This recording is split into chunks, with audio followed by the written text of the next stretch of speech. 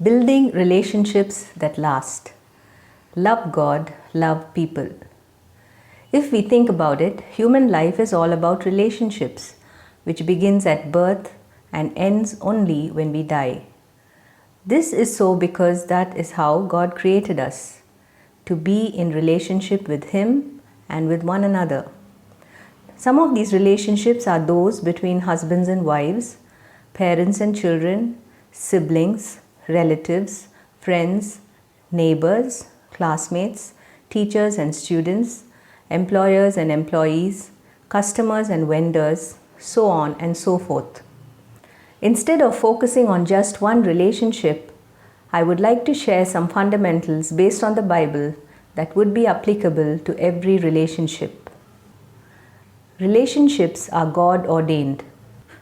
Relationships are as old as creation itself and began when God created Adam and Eve. God made them husband and wife and then blessed them with children.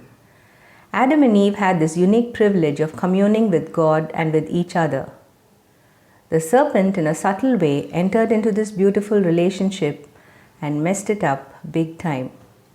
When sin entered, not only did it tarnish man's relationship with God, it also marred the relationship between people. God gave the guidelines. In this fallen state, as people grew and multiplied, the problems in relationships among people also increased greatly.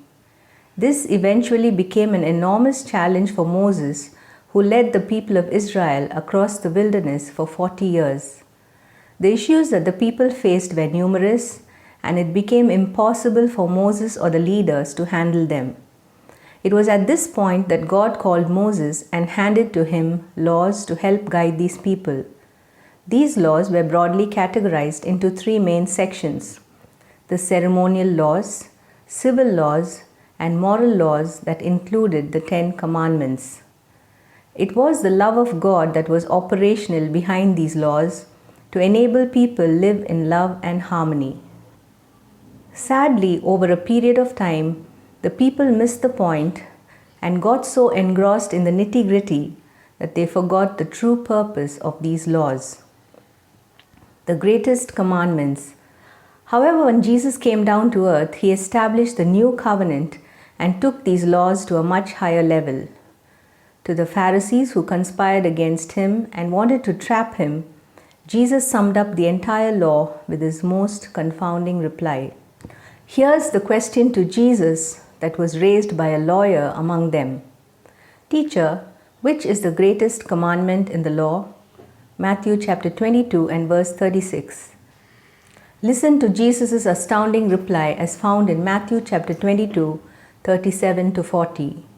You must love the Lord your God with all your heart, all your soul, and all your mind. This is the first and greatest commandment. A second is equally important. Love your neighbor as yourself.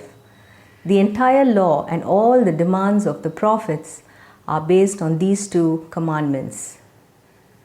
The fundamentals for strong relationships. Jesus was establishing two fundamental truths by His reply.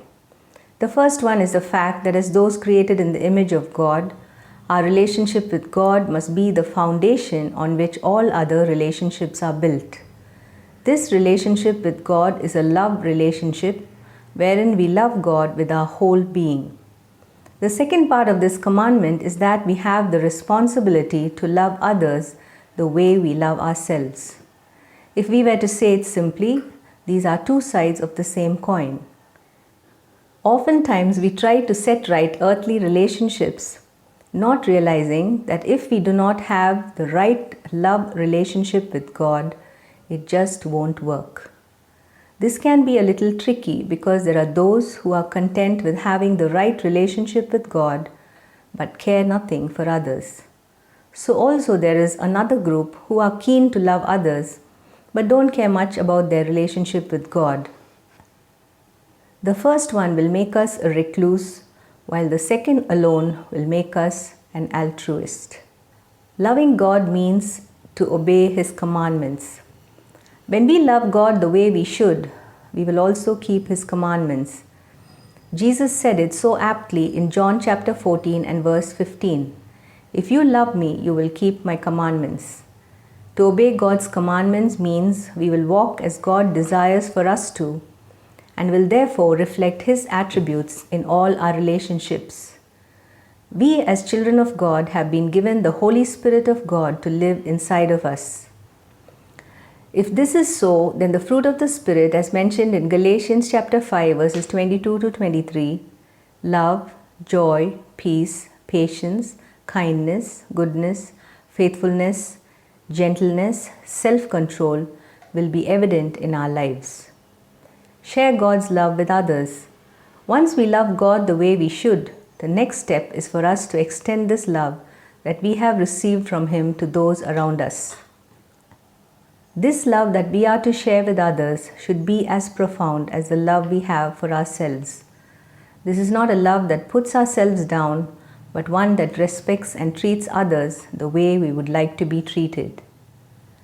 God's love should be evident in our relationships. John explained this so well in 1 John chapter 4 verses 19 to 21. We love Him because He first loved us. If someone says, I love God and hates his brother, he is a liar. For he who does not love his brother whom he has seen, how can he love God whom he has not seen? And this commandment we have from Him, that he who loves God must love his brother also. There's a beautiful process explained in the above mentioned verses.